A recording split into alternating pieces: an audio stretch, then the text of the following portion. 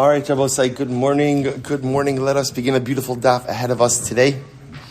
Baruch Hashem, a short daf, but filled with many incredible ideas and concepts. So begin by thanking all of our sponsors for this morning's share, to thank our TALMUD TORAH sponsors for the month of Tammuz, Daniel and Batsheva Pava of Hashmonaim, Yisrael, for dedicating all the Sherman Joshos this month, the commemoration of the Yahrzeit of their father, Reb Shlomo ben Yehuda Aryeh Vegh, on the occasion of his first Yahrzeit. We hope that in the merit of our TALMUD TORAH, the Shom will have an aliya and the family in neshama. So with that, let us begin. So we have a lot to do today. I mean, not that much ground to cover, but a lot of conceptual work to do today. Meretz Hashem, today's daf is Lamed Daled 34. And we are picking up in Meretz Hashem on Lamed Gimel Amud Beis. I just want to back up again. Let's just begin the case once more. Though we got to the end of the Amud, let's just pick up again, because we have the time, 2, 4, 6, 8, 9 lines up from the bottom. So just very quick review of the case. Reuven goes over to Shimon. Shimon, what are you doing on my land? Shimon says, I bought it from you, and I've been residing here for the years of Chazakah. So both say, so again, remember, seems to be the perfect recipe. We have all the ingredients to establish Chazakah. Number one, what do we have? We have taina, right? I bought it from you, and we have residency, right? I've been there for 3 years. Okay, now obviously, I said yesterday there's only two ingredients to proper Chazakah. There's really 3, right? There's taina, there's residency, and of course, eidos, right? Because remember again, you need testimony to back up this claim. So what happens? Now it's time for Shimon to furnish the eidos. And what does he do? He brings forward one witness, an eid echad, that he's been residing in the land for 3 years. So now we've got the taina, I bought it from you, Shimon says. Number 2, again, residency, 3 years. When it comes to eidos, all he has is one aid that he has been residing there for 3 years. So what do you do with this? So the Gemara says, Savra Abana Kalin Dabai Lememar, Hainu Naska de Rabbi Abba. So the Rabbanon who were standing in front of Abaye said, this is the case of Naska de Rabbi Abba. Okay, so we'll say, this is kind of where we left off yesterday. What's the case of Naska de Rabbi Abba? Here we go. Tehu Gavra, the Chot of Naska Mechabe. So this is a really interesting case. Shimon went ahead and seized a bar, we'll call it a piece of silver from Reuven. So what happened? So Reuven obviously brings Shimon to a din Torah. So Shimon went ahead and took my silver. So Reuven brought Shimon for a din Torah in front of Rabbi Ami. Rabbi Abba was sitting by Rabbi Ami. So what happened? Reuven brought an eid echad that Shimon had seized the silver from him. All right. Amarle, to which Shimon responded, yes, in chatvi, vididi chatvi. Absolutely, I did take it. Do you know why I took it? Because it's mine. Okay, so we'll say, so this is the case of Naska the Rabbi Abba. So again, Shimon takes a piece of silver from Reuven, right? Reuven brings him to a din Torah. Reuven has an eid echad that says Shimon stole silver from me. Shimon agrees with the eid echad. Yes, I did take the silver from Reuven, but it is not as you classified it an act of theft. Rather, what? I'm simply reclaiming that which was already mine. Okay. So now I will say, now we have a problem. What's the problem? The Gemara says, so first of all, before we go on, take a look at the last Rashbam on Lamed Gimel Amud Beis. Last Rashbam on 33b. Hainu Rabbi Abba, din ze domo lo osa din shel naska Rabbi Abba. So we'll say, so just before we go on, let's try to understand why the Gemara is equating these two cases, right? What exactly is the commonality over here? So the Gemara says, v'lo lilmod midir Rabbi Abba hayitzich l'milsa de pshita hi shi shalem akarka achar she'in lo edim. Now we'll say, before we go on, let's go back to our case, right? What was our case? Reuven goes over to Shimon. Shimon, what are you doing on my land? Shimon says, I bought it from you and I'm residing here for 3 years. Shimon brings eidos. What's his eidos? An eid echad. Now I will say, before we go on anymore in that case, is Shimon's claim, does Shimon have a valid claim? Does Shimon have a valid claim to remain on the land? What would you say? No.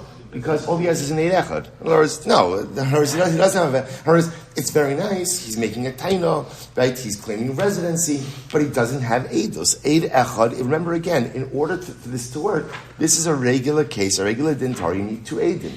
So the Gemara says over here, so that's what Rashbam says. So he says, the milsa the pshitahi, she'ishalim akarka, achari she'en lo shnei edim. So it's clear that Shimon is not going to be able to hold on to the land that he is currently inhabiting, since he doesn't have two edim, he doesn't have proper testimony.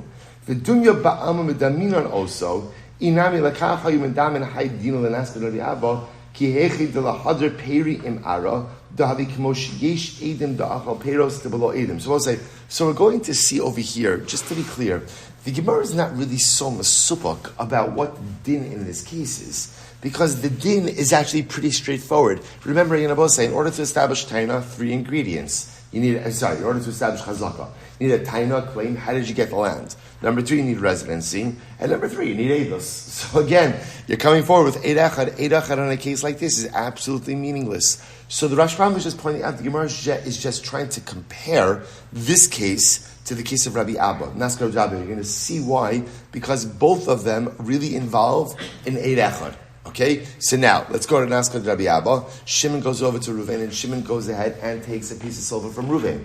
Reuven says he stole my silver. Brings Shimon to Din Torah, Beis Din. Brings an eid echad. Same, so that's the commonality over here. Brings an eid echad.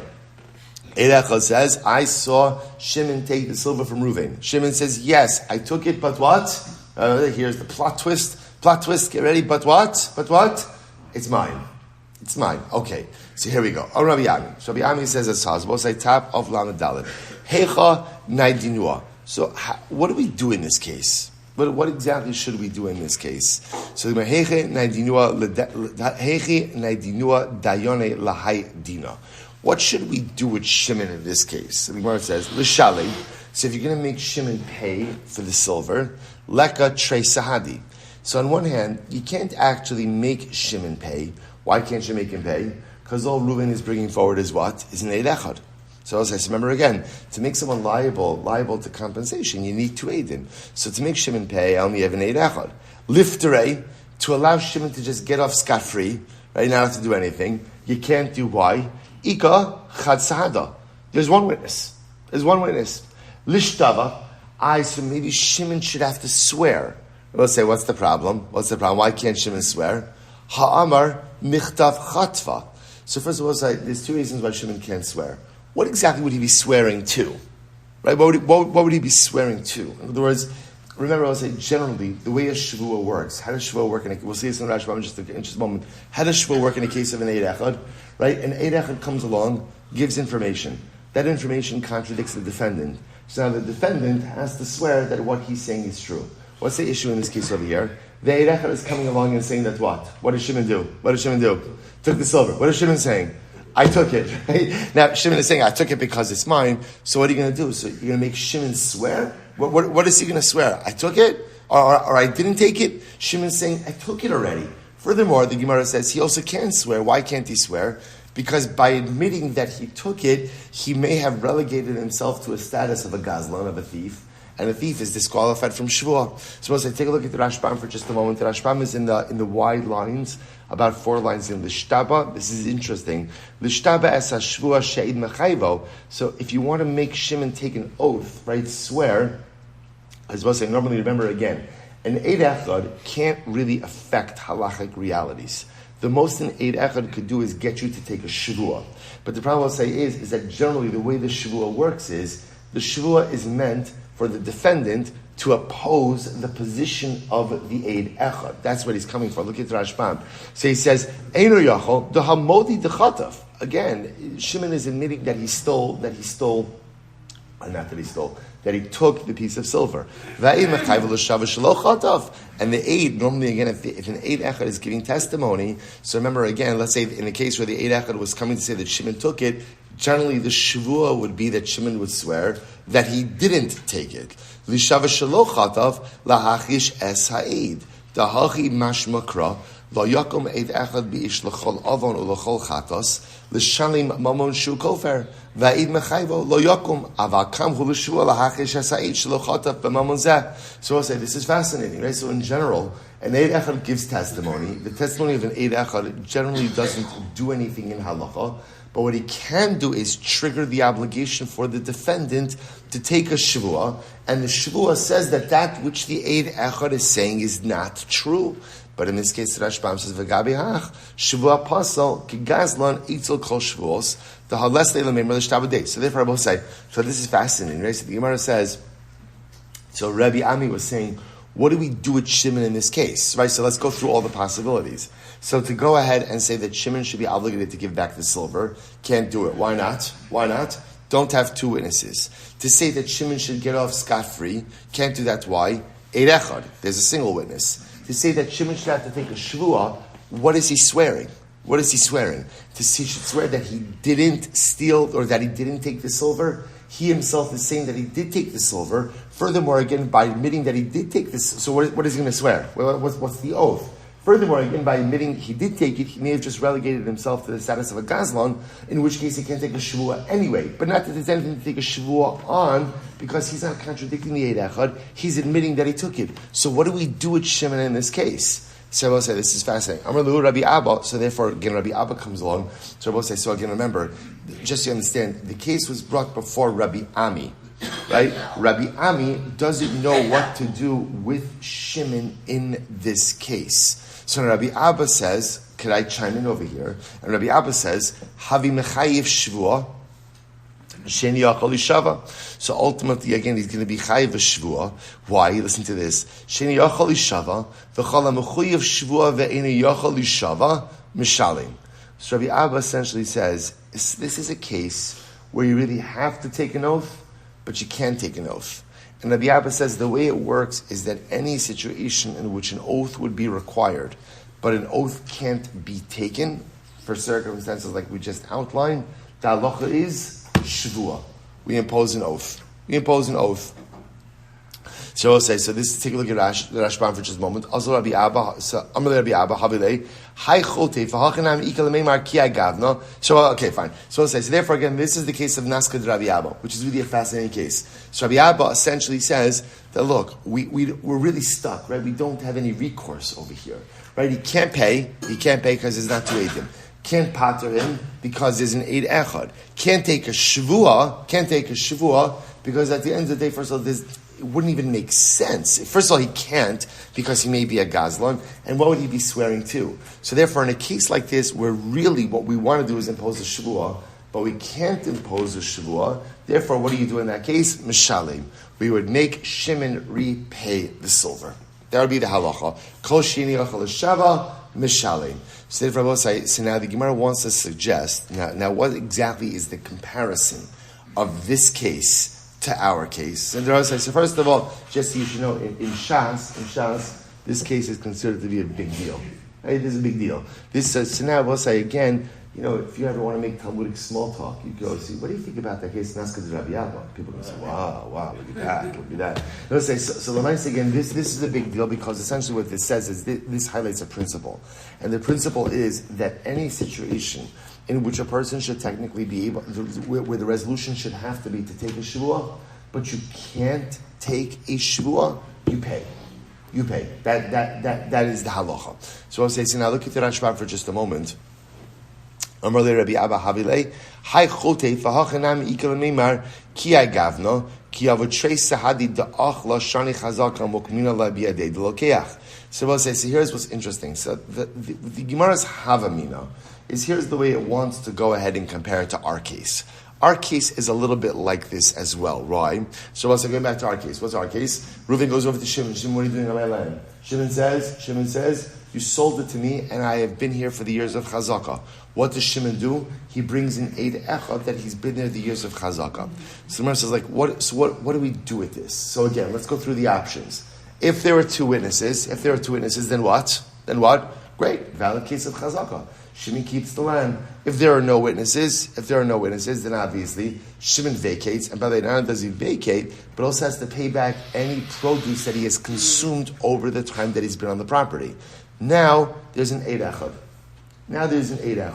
So what should we do in this case? Look at the Rashbam. He says, Havachanami ikal lememar ki agavno kelvutrei sadi da achla shnei chazakim min alibia de lokeach. So Rashbam says, if indeed there were two witnesses, so then we would establish it in the possession of Shimon. Leka sadi da achla shnei chazaka mafkin leminei madran al-mara. And now, if there were no witnesses at all, we would take it from Shimon and ultimately again give it back to Reuven. Fine. Now, ika chat sada da achla shalosh shanim l'shtava de'ed echad l'shvua kam. So we'll say, so now that there's an eid echad, what should we do? We should make Shimon swear. And we'll say, now again, what would Shimon be swearing? What would he be swearing? So the Gemara says, afilu lo hari karka lo mashpina le. So we'll say, again, once again we come to the problem. The problem would be, again, remember we'll say, the way it works with an eid echad and shvua is that the shvua is there to contradict the claim of the eid echad. In this case, what is the eid echad saying? Shimon was there for 3 years. What is Shimon saying?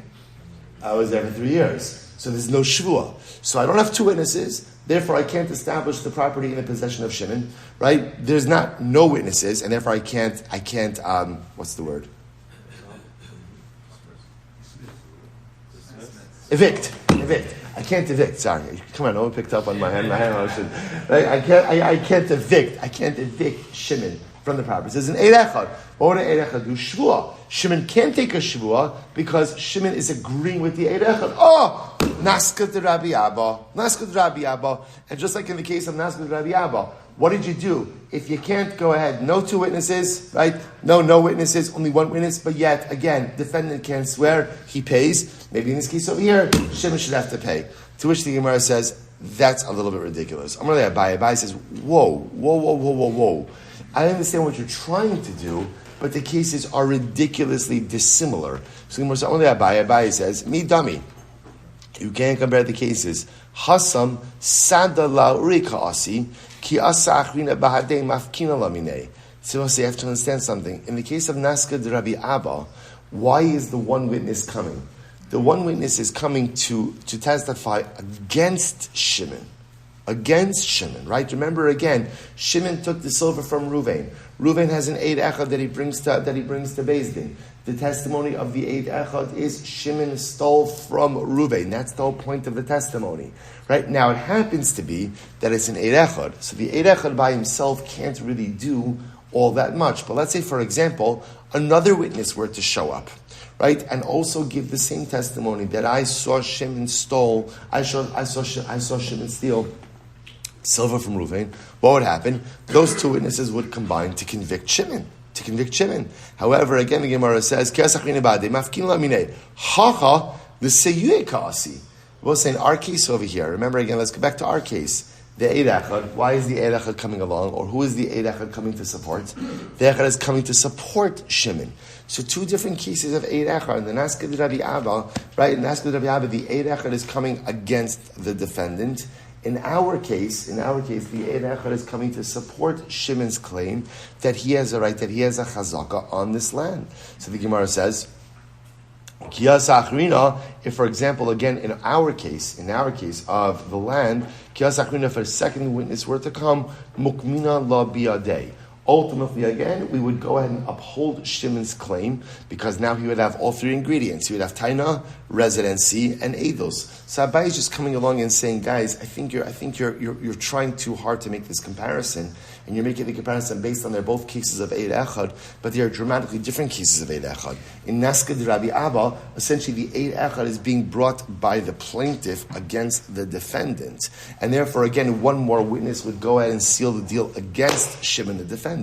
In our case, the real estate case, the eid echad is being brought by Shimon, supporting his claim, and if there were to be another witness, it would support Shimon's claim and validate his chazaka. Therefore, the cases are not comparable. Ela idamya had Rabbi Abba. So say if you are looking for a real estate case that is comparable to the case of Naska de Rabbi Abba, if that's really what you're looking for, you could compare it to Lachad Sahada Ulatarti Shani Ulaperi.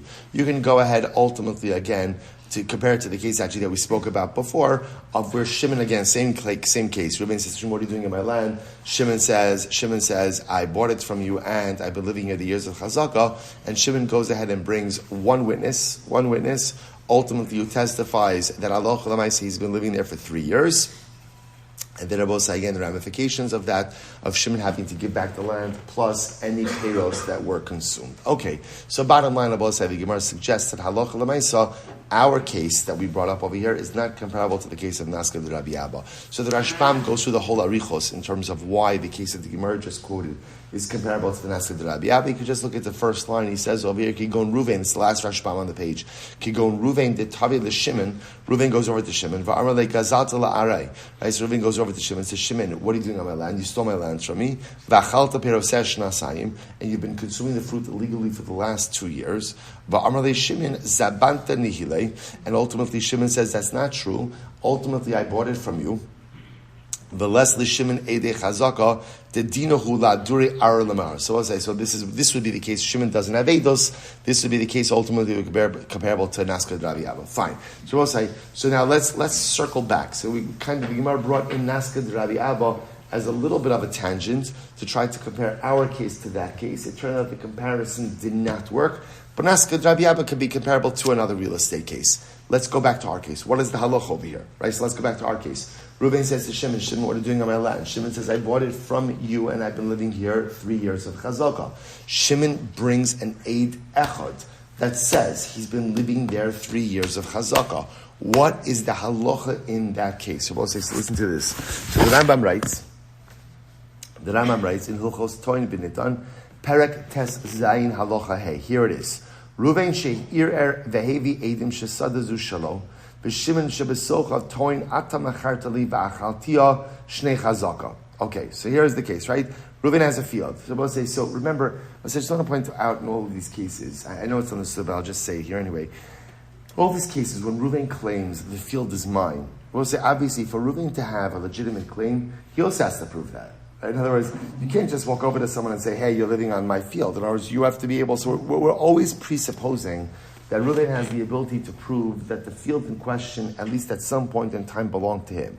So again, Reuven goes over to Shimon, Shimon, it's my field, what are you doing on it? Shimon claims, Shimon claims, you sold it to me, that's number one. And number two, I've been living here for 3 years. Okay, now watch this. Now Reuven's claiming, no you didn't, you stole it from me.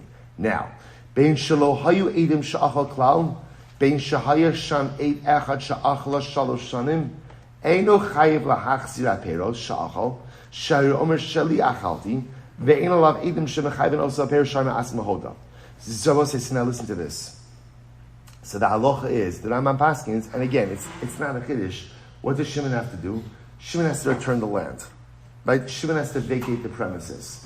Now, why does Shimon have to vacate the premises? Why? Because Lamaisi only has eid echad. Now, the chap over here is, what doesn't he have to do? He doesn't have to return any produce that's been consumed. Now, that goes back to yesterday's daf. So we'll say, but for our purposes, halacha l'maisa. Halacha l'maisa says, v'za'id, so now watch this. V'za'id, shei shachal shalashan, li'afos koch sha'ochel huba, v'yilo emu achai sagan. Lefichach, yishavar Reuven heses shalom machar, v'tak shul asad, v'yishavar Shimon heses she'enu chayv l'klum be'er shachal b'pater. So what do you do in this case? Interestingly enough, so in this case of eid echad, so the Rambam paskins, two things happen over here. Number one, Reuven has to swear that he did not sell the land to Shimon. Interesting. Right? So Reuven swears that he did not, because remember again, an eid echad triggers a shvuah. Now remember again, now they're both going to swear something very interesting, which is that Reuven's going to swear that he did not sell the land to Shimon, and Shimon's going to swear that ultimately, again, he's not chayiv to Reuven anything. Now what does that mean? Since Shimon's been consuming produce, now Shimon's claim is that what? I've been consuming my own produce. So Shimon is going to swear that he does not owe Reuven anything, and Reuven is going to swear that halacha l'maisa, he did not sell the property to Shimon. So therefore, I will say, interestingly enough, as much as an eid echad is not really effective to go ahead and to create new halachic realities, in this interesting case where Shimon does produce an eid echad, that he's been living on this land for 3 years. Again, Reuven's going to swear that he never sold the property to Shimon. Shimon's going to swear that he did not illegally consume produce. Incredible. All right, we'll say, let's go back to Amud Beis. We'll say, great case here. Hu arba. Listen to this. There was a boat. The havuminsu ala beitrei. Two people are arguing over the boat. All right, what happened? Hi Amar Didi he, but hi Amar Didi he. They both say they're both arguing over it. Reuven, right? Reuven says the boat is mine. Shimon says the boat is mine. So we'll say, so now watch this. This is fascinating. So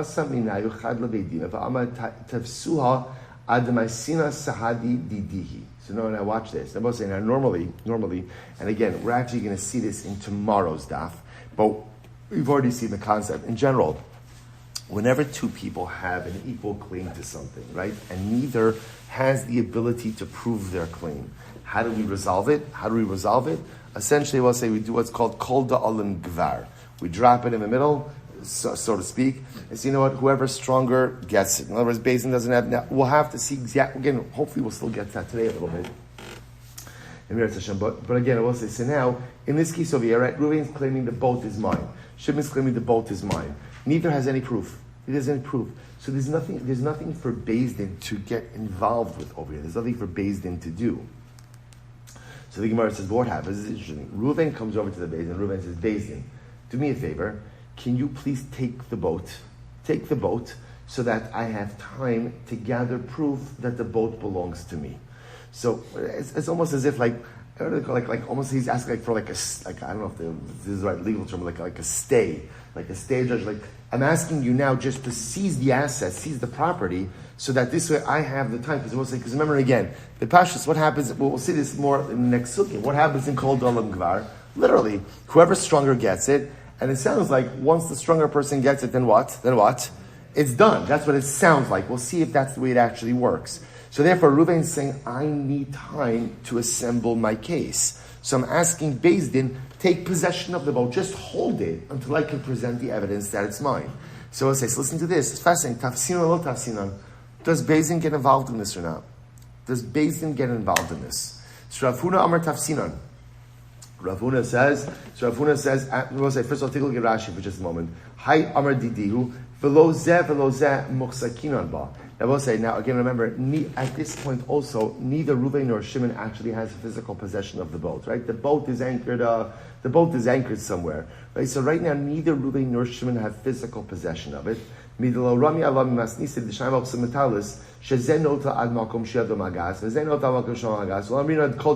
say now, watch this. So now again, Rashbam just puts a little bit more color to this. The boat is in, right, so the ownership of the boat is machlokas, and neither has possession of the boat. Because obviously, if someone had possession of it, the case would be done. So here's the shayla. So tafsinan or lo tafsinan. One more Rashbam. Mi lema the tafsile Beis Din. Fine. See, fine. Actually, Rashbam's going to get ahead of us. So does the Beis Din seize it? Does the Beis Din not seize it? Rav Huna Amar tafsinan. Rav Huna says, yeah, let the Beis Din hold it until somebody has an opportunity to go ahead and furnish proof. Rav Yehuda Omar lo tafsinan. Rav Yehuda says, absolutely, we do not go ahead and seize the boat. We'll say, take a look at the Rashbam for just a moment. Tafsinan lo tafsinan. Mi lema de tafsila Beis Din. Da ha'ila mashkech sahadi hajuna mafkila kidnei kara. V'lo hifsid ba'asin b'tiyas as Beis Din klum. Ol dema lo tafsinan. The dima lo mashkach sahadi v'lo hajinu mafkina. I both say, now let's analyze this. So we'll say, so what is it that's unfolding over here? So Rav Huna seems to say, it's pretty straightforward logic, which is, hold on to it, right? Hold on to it, because again, if somebody wants a little bit more time to furnish proof, why not? If you hold it, it gives us a greater probability that we'll reach a proper resolution. Rav Yehuda says, don't get involved. Why not get involved? Because we'll say, here's the problem. Once you seize it, it's hard to release it, right? It's hard to release. In other words, I just want to point out over here, it is fascinating. I don't know, before you see this sugya, you would think to yourself, of course Beis Din would get involved. You know, there's a tremendous Moshe skill in this also, which is that sometimes it is good not to involve yourself in certain things. In other words, when a problem, when there's an issue which you could be instrumental in helping to navigate or helping to create a solution, there may be an important idea of getting involved. But sometimes in life, it sounds a little bit counterintuitive, because we often think like the goal is roll up your sleeves and get involved in everything and help out in everything. Well, certain scenarios or certain situations where there's not really a clear resolution, sometimes it is good just to kind of stay on the sidelines and not get involved over here. So watch this. Machlokas. Rav Huna says, Of course, tafsinan. Look at Rashi. Rav Huna Amar tafsinan. Actually, let's read the next line first. Here's what I want to point out. The Rashbam is so complicated, and it's also because the Rashbam never just comments on the line of Gemara, right, that he's speaking about. He always brings in the next piece also. So sometimes what you have to do is you have to read a little bit further in the Gemara, then go back to the Rashbam. So let's just read a little bit further in the Gemara. So the Gemara says, "Asal v'lo ashkach sahadi." So watch this. So now we have this initial machlokes. So now Reuven says to Beis Din, seize the boat, because again I want time to be able to assemble my proof. So does Beis Din seize the boat? Rav Huna says yes. Rabbi Yehuda says no. Now watch this. This machlokes is tied to another machlokes. Asal v'lo ashkach sahadi. Let's say some amount of time passes by and Reuven is unable to produce witnesses. Okay, so then it becomes clear that Reuven's not going to be able to produce witnesses. So what do you do in this case? Amar Luhu, Avkua v'chol da'alim gvar. So at this point, Reuven says, you know what, fine days, and I'm sorry, I'm not going to be able to produce witnesses. So you know what, just kind of drop the boat, so to speak, in the middle of us, and whoever's stronger will get it. So does Beis Din release the boat? So the Gemara says, mafkinon, ola mafkinon. So now Beis Din seized it. Now, neither party could furnish the proof. Does Beis Din simply go ahead and drop it in the middle and say, guys, duke it out, and whoever stronger person gets it? Rabbi Yehuda Omer, lo mafkinon. Rabbi Yehuda says, no, once Beis Din holds it, Beis Din can't just go ahead and let it go. Both sides. This is mufurish Aryeh against catch and release, right? In other words, the mice, again, you can't just apprehend something and then just let it out, right? You can't do that. In other words, once the legal system has something, right, in its confines, it's irresponsible just to release it, into the general, just to release. I don't mean it. In this case, the it is the boat. In other words, we'll say, so lemaisa, again, you can't do that. You can't do that. So the Gemara says over here, so Rabbi Yehuda says, lo tafsin, I'm sorry, Rabbi Yehuda, lo mafkinon. Now again, we'll see the Rashbam in just a moment. Right, you can't do that. Rav Papa Amar mafkinon. Rav Papa says you can. So both say, so now this whole thing makes a lot more sense, right? So now both say, so now what you have over here is, Rabbi Yehuda, let's go back. Rabbi Yehuda's shita now, both say, is actually very, very streamlined. Rabbi Yehuda says, we are not taking possession of the boat, right? When there's no legal claim or no legal case, because once we take it, we can't release it.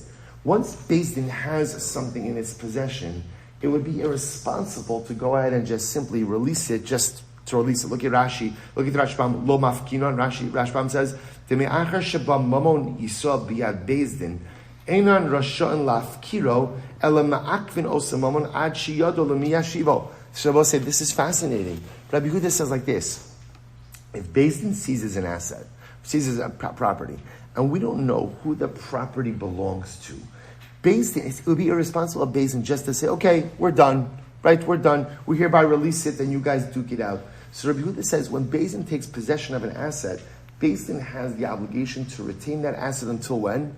Until the time, ultimately, again, that its true owner is known. Now we have a problem. Why? Because if Beis Din takes possession of that boat, they can't release it until when? Until someone is able to go ahead and present definitive proof of ownership. Sefer, this is fascinating. Now Basra makes it. So therefore, Rabbi Yehuda says, if this is a case where neither party has proof of ownership, Beis Din says, we're not taking it. We're not taking it. Because if we take it and you don't come through with your proof, then we're stuck with holding the asset. So that is Rabbi Yehuda's position all the way through. Therefore, I will say again, therefore Rabbi Yehuda holds that in this case, when Reuven comes along and Reuven says, do me a favor, hold the boat until I can furnish proof, Beis Din says, no. Why? Because once you take it, you can't let go of it. On the other hand, I will say it would appear that Rav Huna, who holds that we do go ahead and take it, Rav Huna holds like Rav Papa, ultimately, again, who says, no, if Reuven doesn't furnish proof, then what does Beis Din do? Beis Din says, okay, we're done. We're out. Beis Din does have the ability to go ahead and relinquish a claim over it. Not claim, but you understand, Beis Din has the right to mafkina, just to let it go. So we'll say, what's the halacha? The hilchasa, lo tafsinon. So we'll say the halacha is we pass like Rabbi Yehuda. That in other words, in this, we'll say now again, it's a very specific kind of case where again, neither party has any definitive proof to their claim of ownership. So we pass him, Beis Din will not hold on to the asset until someone has the ability to furnish proof. So lo tafsinon. However, Vegh the toughest, let's say Beis Din did take it. Right? Let's say Beis Din ended up taking possession of it. Then what's the halacha? Lo mafkinon. Beis Din will not. It will be irresponsible for Beis Din after that to just simply release it. So Bava says, so we pass like Rabbi Yehuda essentially. So in this kind of case, where Reuven says, Beis Din, do me a favor, hold on to the asset until we're able to finish proof. Beis Din will say, no.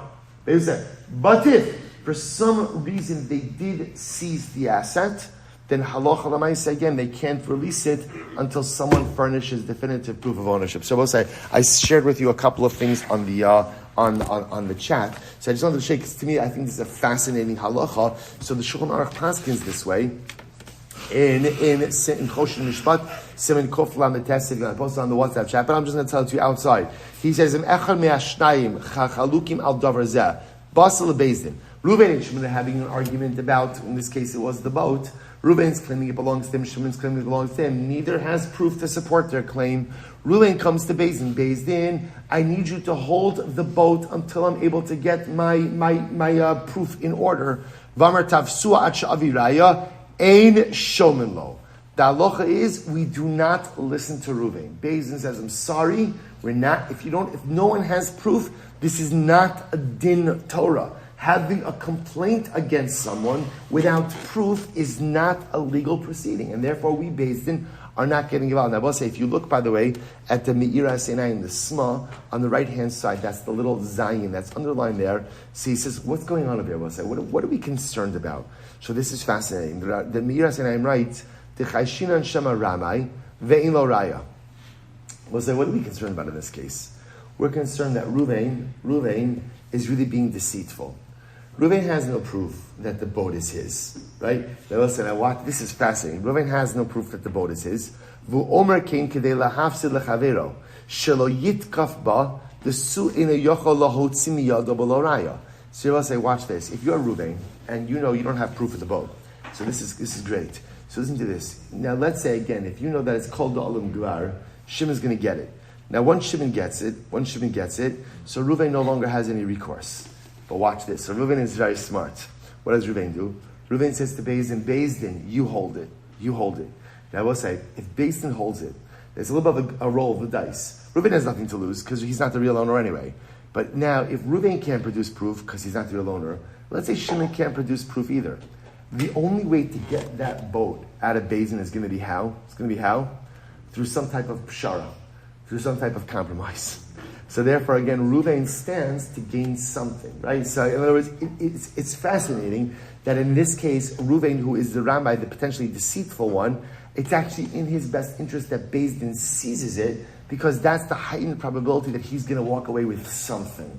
As opposed to if it's just called the Olam Gvar, there's a probability that Shimon's going to get it, because Shimon's the rightful owner, and therefore Reuven ends up with nothing. It's fascinating. So that he ends up as saying, we'll just, Beis Din. So Rabbi said, that's why so we're concerned if neither party could go ahead and, if neither party could furnish proof, we're actually concerned that Beis Din seizing the asset could actually be aiding the unscrupulous party in this dispute over here. So therefore Beis Din says, we're not getting involved. However, the Shulchan Aruch paskins, v'im tafsua Beis Din midash shneim, o she'avru v'tafsua. But however, again, if Beis Din did seize the asset, right?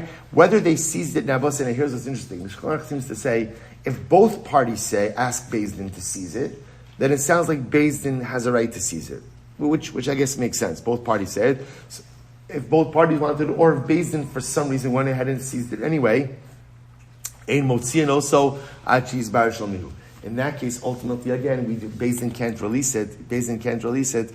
Ultimately, again, until we know who the definitive owner is. So it's a fascinating idea. In other words, before you get involved in something, you have the right to get involved or not get involved. Once you get involved, now it's your problem. So Beis Din, again, in this case, should not get involved, but if they choose to involve themselves, then halacha l'maisa, they can't release the object ultimately until the true owner is found. Just to go ahead and give you just coming attractions for tomorrow. By the way, I also put on the chat, there's an interesting Aruch HaShulchan, all right, for tomorrow. So we'll say, just coming attractions tomorrow, one more line, then we'll stop for today. Vegh omer shalavosai, v'zeh omer shalavosai. So we'll say, so now watch this. This is it. So we've been referencing this case this entire time. Reuven says the land belongs to my fathers. Shimon says the land belongs to my fathers, and neither of them have any proof to support their claim. So what's the halacha? Rav Nachman, kol da'alim gvar. Rav Nachman says, literally again, whoever is stronger, ultimately again gets possession. So two guys are arguing over something, both making the same legal claim, both unable to support the veracity of their claim. Beis Din says, guys, there's no proceedings over here. There's no legal mechanism over here. Kol da'alim gvar. Whoever is stronger gets it. They both say, now what that means, just to kind of plant the seed. What is that? What is kol da'alim gvar? Is kol da'alim gvar a psak from Beis Din? Is that a ruling? We're going to see tomorrow. The Rosh holds that halacha l'maaseh kol da'alim gvar is a psak. Beis Din says, kol da'alim gvar in this case, it's a psak halacha. Or no. Maybe kol da'alim gvar says it's not a psak. Rather, what is it? It's a siluk. It's Beis Din removing itself. Beis Din saying we're not getting involved. So is it a legal ruling or is it a legal removal? Emeretz Hashem to be seen in tomorrow's Ever Shkoyach.